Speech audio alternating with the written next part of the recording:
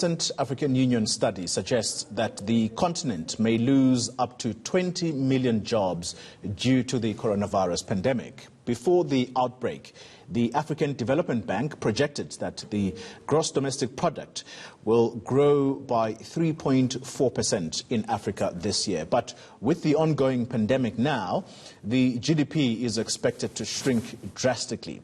Labour analyst Jonathan Goldberg says there's a need for a big stimulus package from government to help businesses save jobs. He joins us now via Skype from East London. Mr. Goldberg, thank you very much for your time. Quick question to you. How many of these 20 million jobs will be lost specifically to South Africa? Good morning to you all your viewers. I'm hoping very little.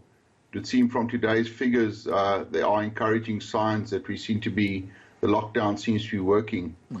But there's a economic term in respect of how many jobs you lose as a direct result of your drop in GDP.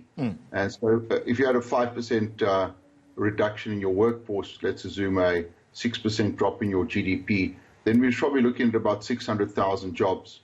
So the more we can contain the virus and the outbreaks, and of course, remember, I think everyone forgets, we're trying to save people's lives in the first instance.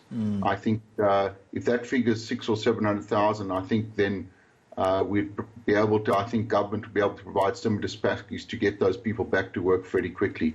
It's if you can't contain the virus and this thing escalates. I mean, the worrying figure, if you look at the figures in the USA, going from 600,000 people unemployed to over 6 million applying for unemployment insurance benefits, that's the problem that we've got to try to prevent. And that's why the lockdown and stay at home is so important.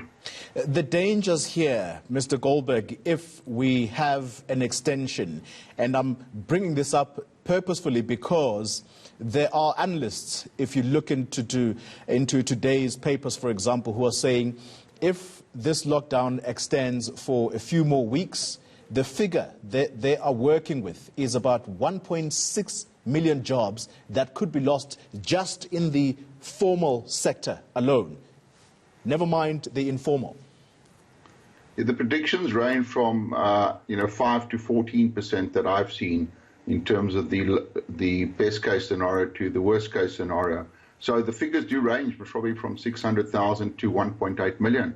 And it's really about containment. So there are people saying, well, you've got to get the economy going. I accept that, but you also got to save lives at the same time, because the dramatic effect on the economy long term for that has got another consequence. But I think we're on the right track. And again, all the speculation as to whether the lockdown is going to be extended, to my mind, is just speculation. I think it depends on what the figures say at the end of this week.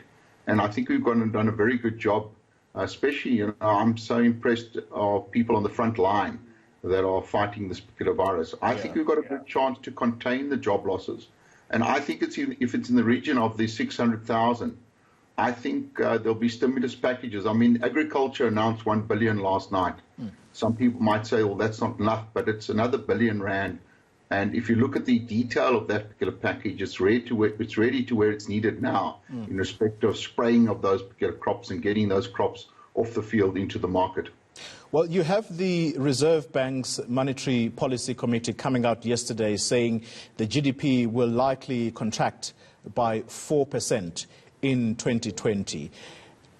Going back now to the stimulus packages, where is government going to get this money? And is our National Treasury avoiding the unavoidable here, meaning going to the IMF or even the World Bank for assistance? It's quite interesting. If you look at the President's statement yesterday and you look at the international figures, I think we're going to get some international aid. I don't want to speculate about the IMF just yet, but I think when we move into trying to get our economy back on track, let's assume 12 months, hence those are the predictions, the best case scenario, you get back to where we were and you get re-employment and then potentially growth and employment. I don't think we're in a position to really worry about where the money comes from. I want to be contentious and say whether the money also causes a bit of inflationary short-term effect. The issue is to get jobs back, get people paid, and get the economy stabilized. I mean, if you look at the sectors that are going to be and are already impacted, specifically hospitality, tourism, that's if you look at worldwide, how many people work in restaurants and hospitality establishments, you need to get those back up and running. And if you look at this morning's paper in respect to Wuhan, even when you do have the lockdown ended, it just doesn't go back to normal overnight. And it's creating the stimulus packages and support for businesses. For me, it starts at businesses. If you support the businesses, you support employment.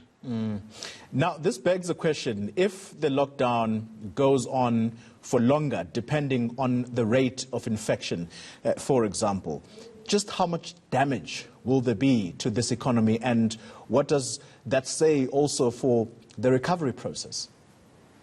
I think that's the catch-22. And I think, I think everyone's very, very well aware of that.